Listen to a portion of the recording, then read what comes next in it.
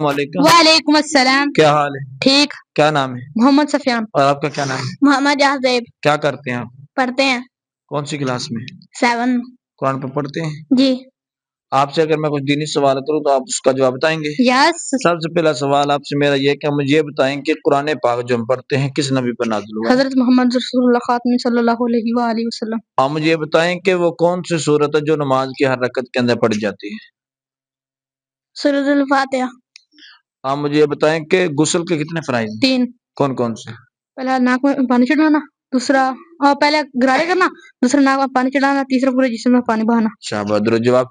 आप मुझे ये बताएं कि हजरत अली रजी अल्लाह ताला अन्हु कौन सी तारीख को पैदा हुए थे? कौन से महीने?